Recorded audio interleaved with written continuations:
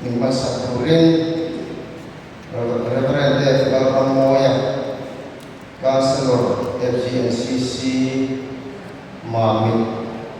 Losomaru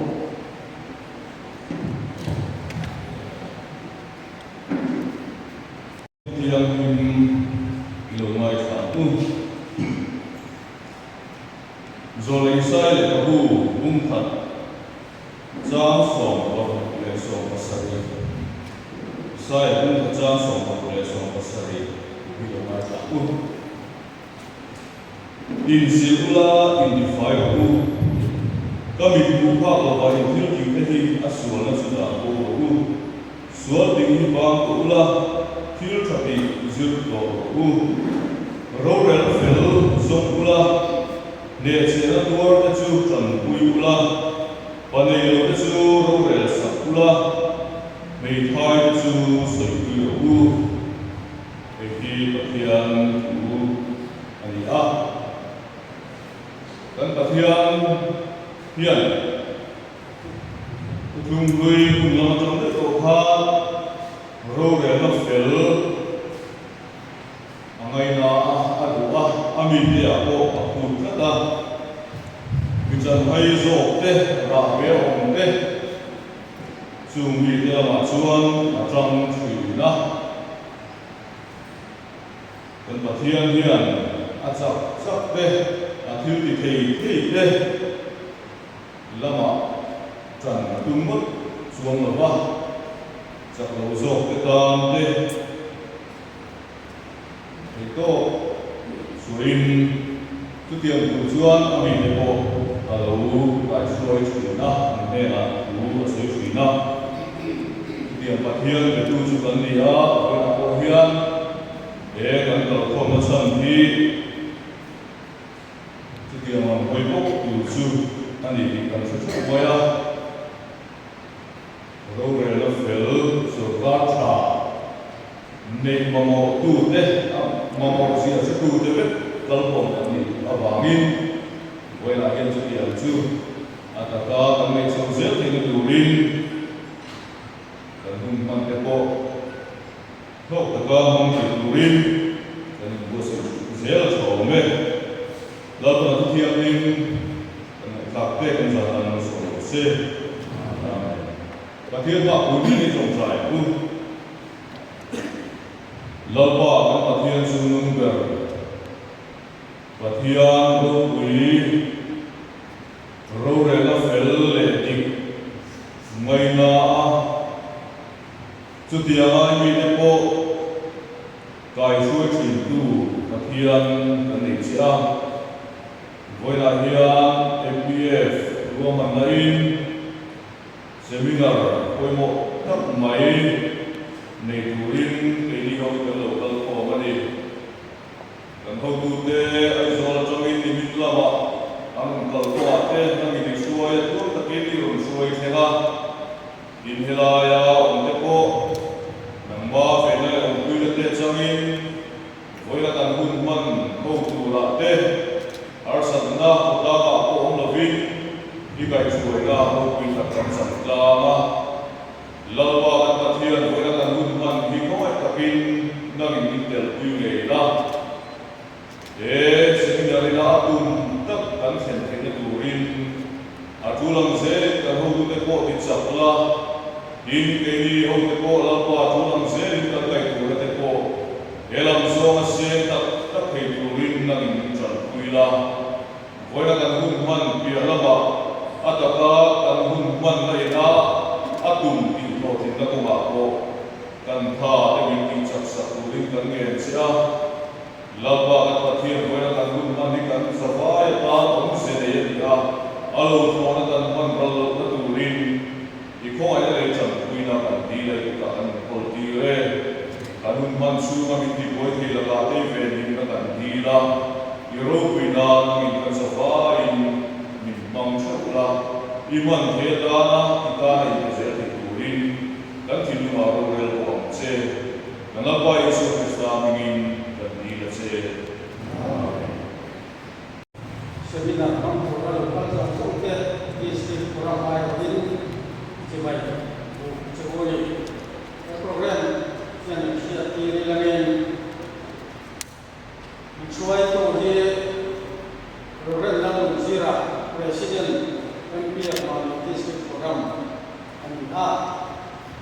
sermon tu Reverend F. Norman Loya, Councilor, FGSBC Mami, ani seminar soyonna Reverend Norman Loya Pacho dan GSC aron manana isi lambat kanil kanan beise buka pinayan program akan additional isi kanan diada cara kemudian pulang lumpulah contoh SDU sudah kanan beise terlihat ini in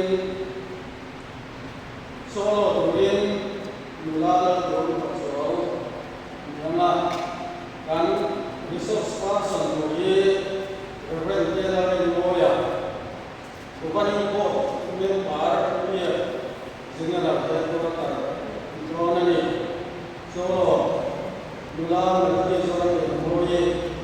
yang orang sesuai lagi Father Raymond lalu sila ialah pun lama tingkat ban guna refreshment buat saya mereka ingin jangsa guna dia hingga dia tingkat kau yang ini nampai lagi tercakap video mereka ni headquarter terkena lokal dan GS Reverend Norman Loya Pacho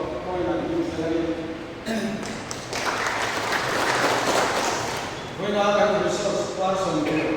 Reverend Norman Loya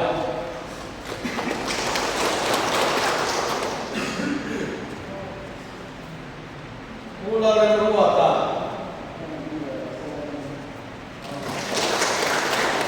ini kan sinod Bible speaker senior ania FPF campaign rakyat aswa masader kasi yang kami bukan ni in spiritual protest anjing bilangin kan presiden Reverend Norman Loya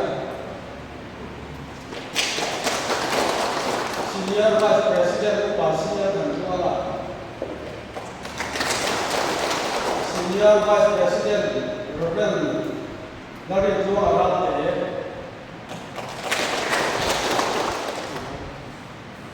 Joint Secretary lagi upah Dr. MS Mulyana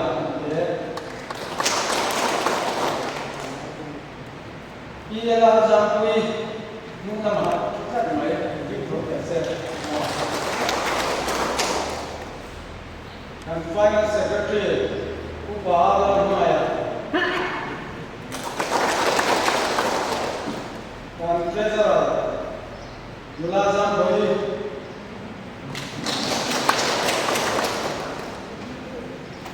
ये सेक्रेटरी हो vice chancellor Juana यानी kan ex officio hote anti we selangin Father Raymond di selangin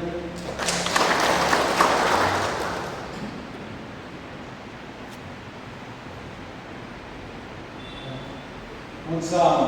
Yal to Pastor Daniel Lalosong Sayo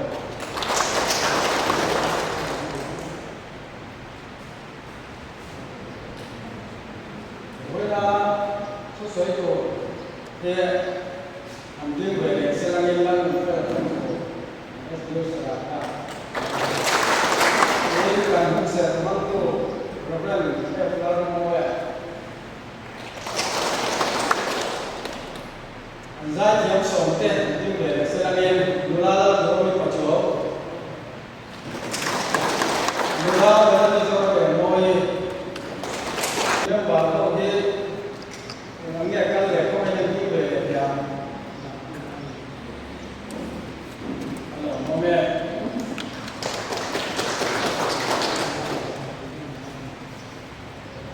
cần song giáo viêu mà mi giải về cần song đi đâu cần biết nai thì som yang an he ya har te pon yang ko ni selagin kan mi som te tagin sarkar office ai or kal te ka koi na din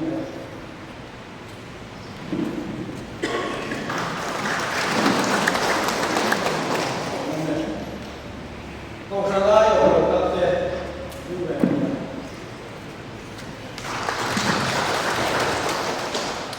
wai ni ai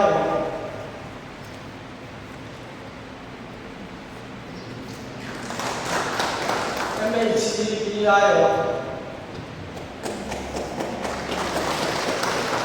quay ra cảm thấy MUPI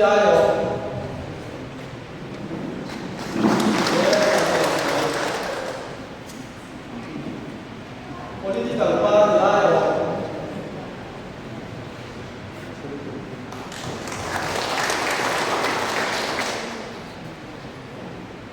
VC mà bắt đầu vào VC lâm bắt đầu rất đẹp các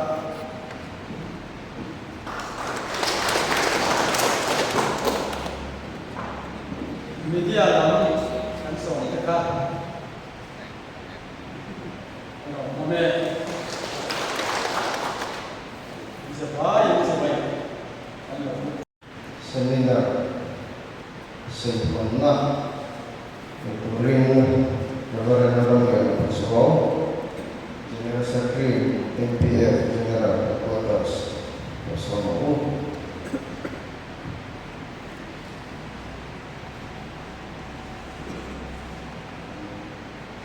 Chairman, District Forum MPF President Kok and Resource Person Reverend Pedro Moya and General Presiden Sekretariat Raya Officer Koimoka Kusai Dura dan Hilang Komoka di Tele Stesa Komutan MPF saya dengan Solution dan Solo Stefan Levuela Raya Lokal ni Koimoka Serta Mungkin Raya Itu Jumpa Levain MPF General Headquarters IOM Sipai Ibu Seru MPF Loading Dirangkan MPF Lekok Chu Intanna Verfai Le Cha Intanna Tiang Lim Netegana Ola Jidat Berangayin Mereka Chu Bengal Adi Kaya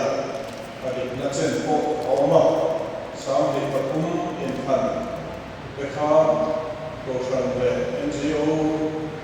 Galkom Den Dengan Kir Leta Intanna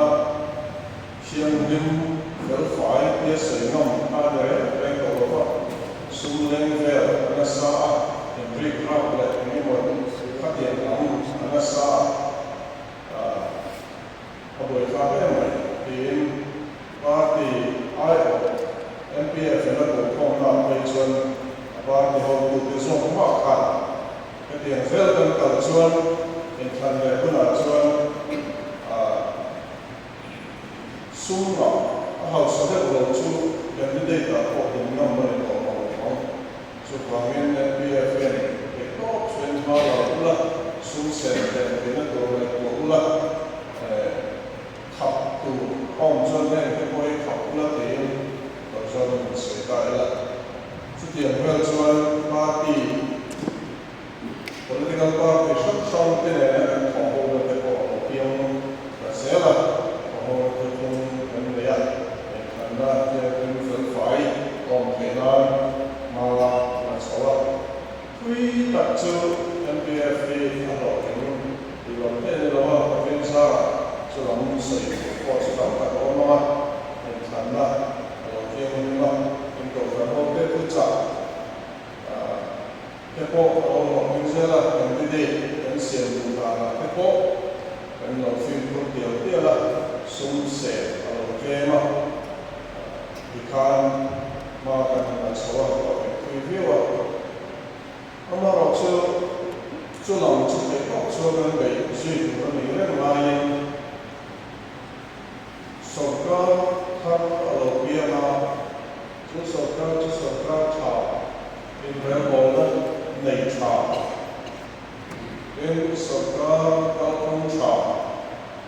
ka kui tu kan lo nei ke na good governance kan dian sa thama kan se ko ke la ele to thati lam ko he MPF ya he ko soin ino zalta dia no chen MPF chu dan le kupe mama action na he ani ke no wa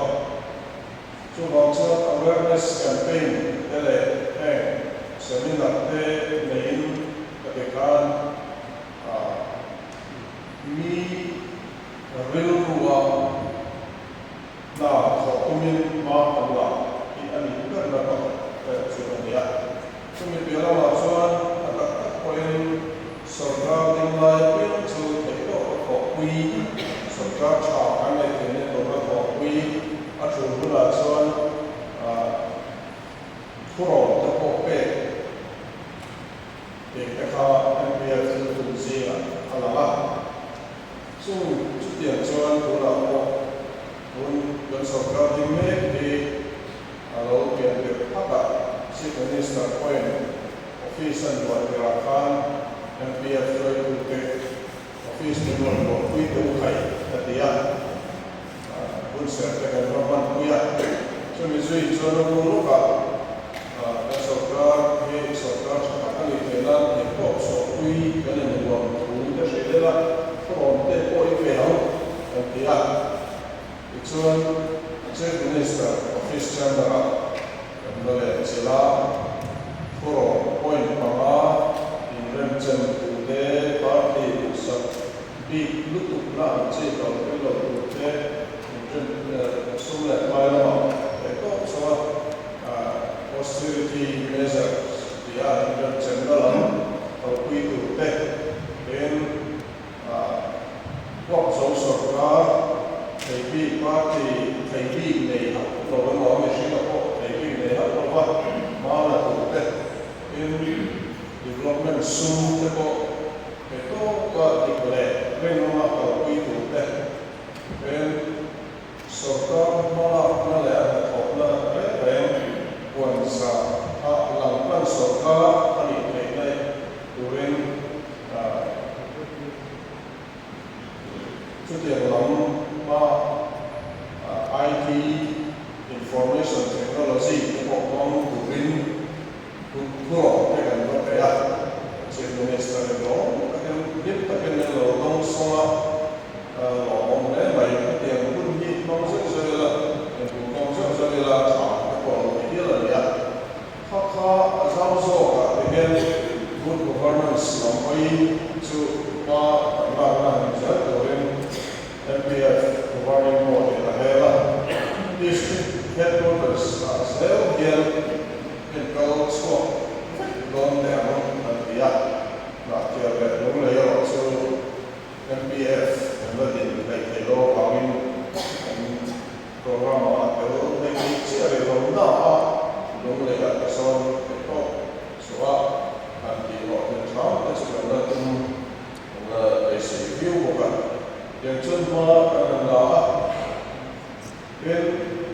cuma baca college university lama ko dan salai boleh sarkar tan anti hai masalah so in karena ni orang tak buat apa in corruption dan dalam paiso dan dulu seng kalau ni orang tak dan dulu dan bang turai nak temoni sekarang yang zona chawai pe and mobilize awareness campaign peka and model meds oka yang Johnny Fire University at the Honda ko self-building pada kha good governance ng kaya na ane ya sampai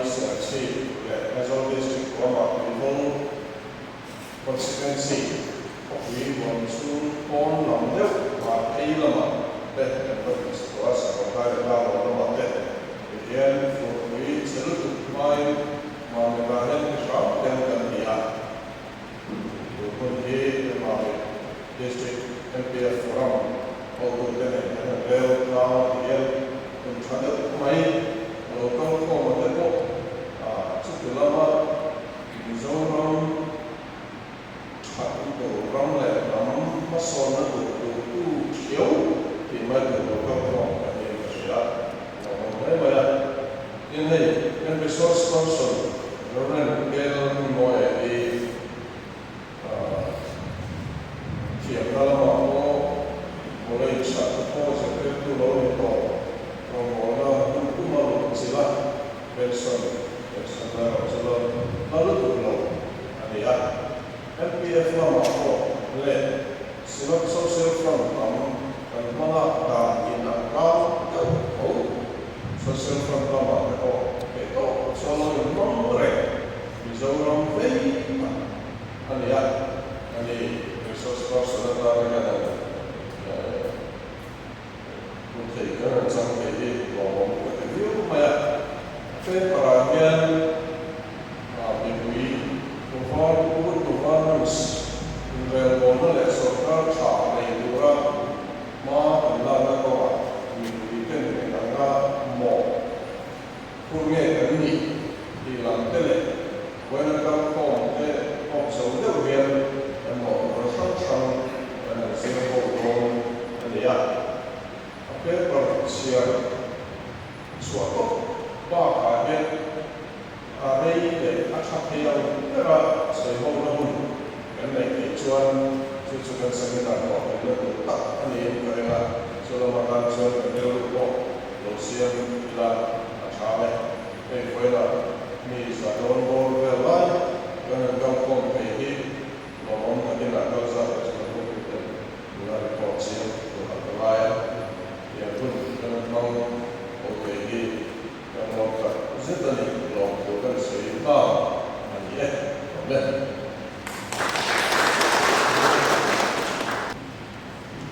Macam bulan Februari jadi festival sudah sebulan bersama Ujarnya, wala MPF Sebenarnya kita dalam mata kalau tele, laya waktu tele, na seminar mencium tu zongsong dia masai, sebagai pembuat sewa, silakan kita mungkin longsong, letung longsong kan lang, kalau laya ini program ini soal DC ka base dia, hamarat tu program tak pun orang tak sesuatu, soal DC program lah kan. Orang biasanya di live meeting, online meeting, semua dalam kira orang lihat kaya lokal meeting dia, seminar orang, dari setiap orang kaya dengan live, terus kita orang box ya, kita yang ada, sehingga orang dona ni, apa saya, MPF itu governance, junjang sorga, ini buat macam seminar. Yang buat sahih, alhamdulillah kerja MPF nanti hijau sesuai rangkaian, seleksi sesuai rangkaian election di luar negara nanti hasilnya. Kurang macam seleksi memang tak cuma sesuai dengan yang mahu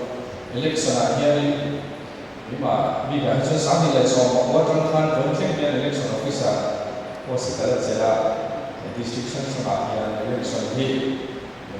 Santi soal patung memilih media isola election officer ini, kalau mah meeting tu, ini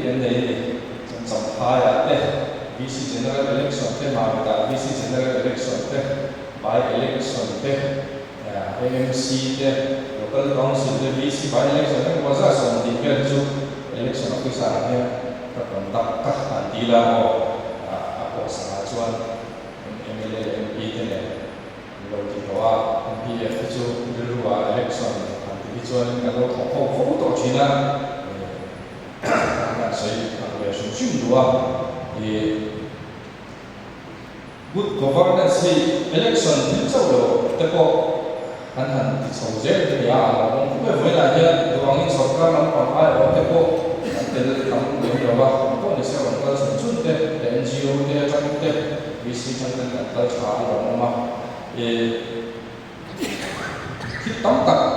a lang chang kan ti te a hun ta ka thil ti kan ti te na ke la resource person ala ro so ko thoba good governance kan ti nei sarkar te an lo yang chawa sarkar ni sala ma te ko ani a sarkar in re ko na cha le mi pui te tel ve tam na tu ga hi chu kan atta hui kan chin le ama ro chu ta ta thlen the le tu ro chu pui mo hi a sarkar ho lam pam te kan ni pe ma me pui te ko an ni a ko mo ba cha phong thon tu ta ta box execute tu office chu te hi kan ni chin le so phang chuan mi ko ma hian in fui thang ngai le in chia thang ngai le thil hi kan nei china so wang chuan thil policy a ti te alang thang tu ani a he kai a shabi chau a shatu tak ten an shatu ani ti te te a poi mo e ma tin a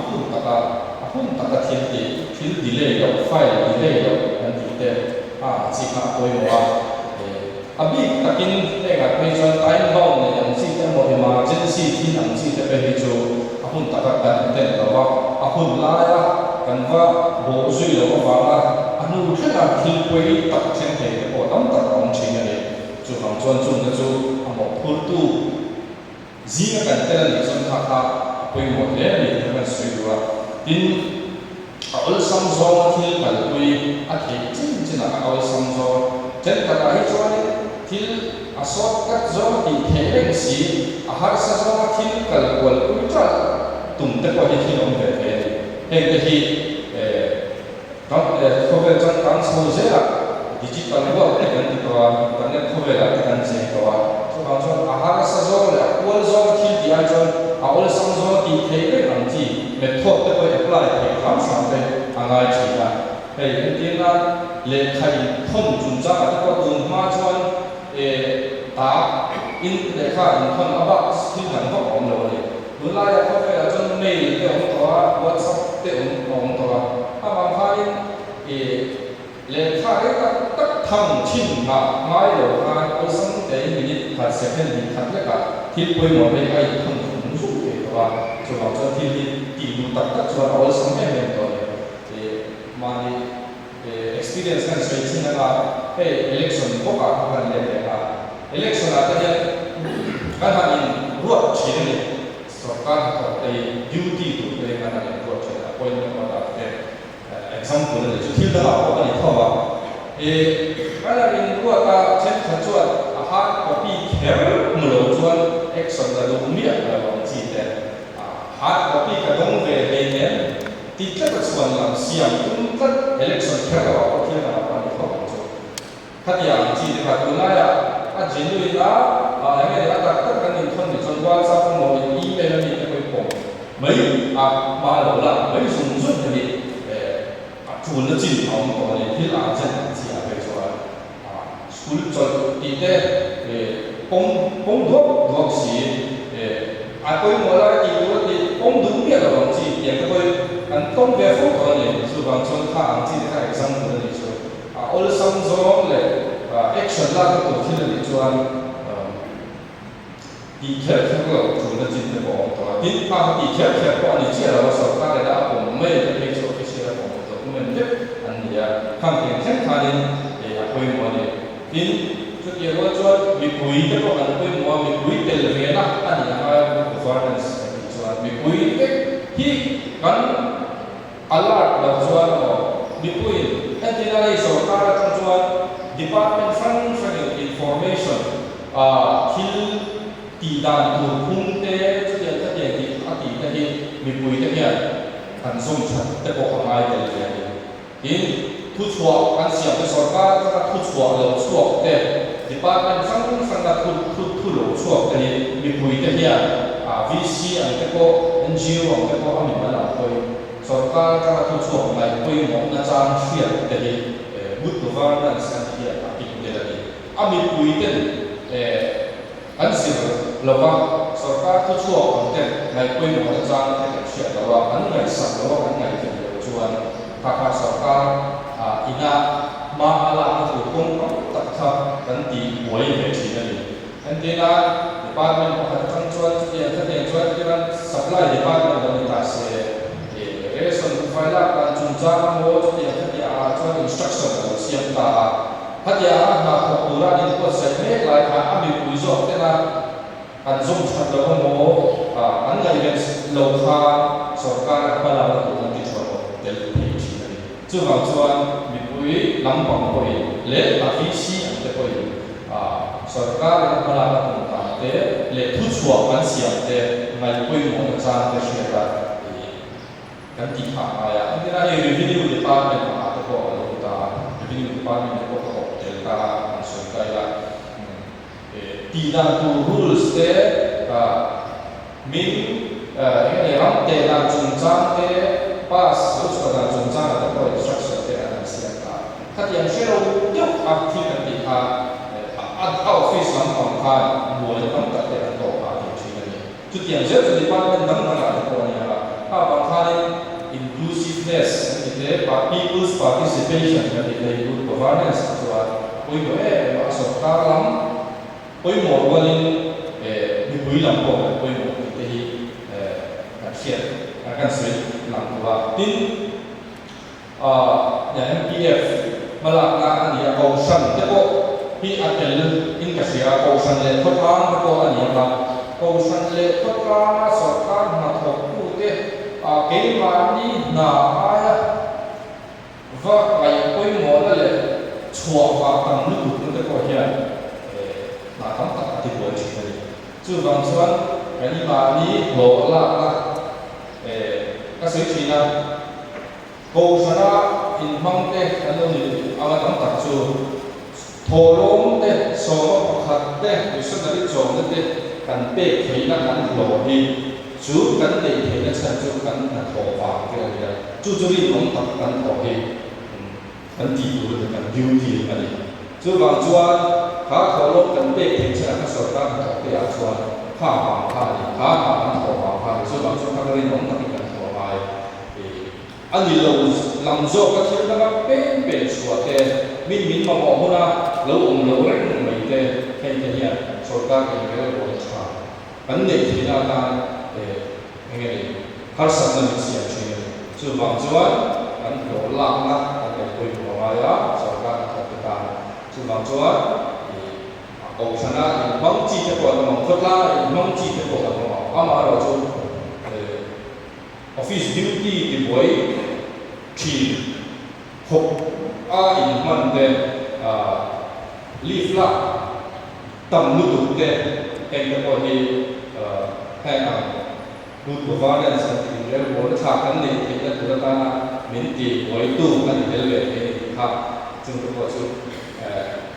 กันสตาร์ละเดี๋ยวว่าส่วนบางส่วน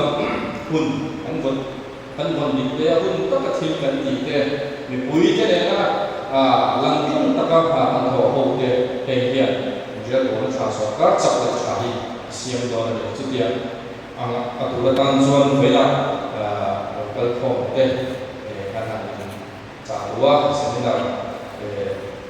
ดีเทลโซ่ตัวอินโซ่เป็นหนึ่งนะresource person อะไรกัน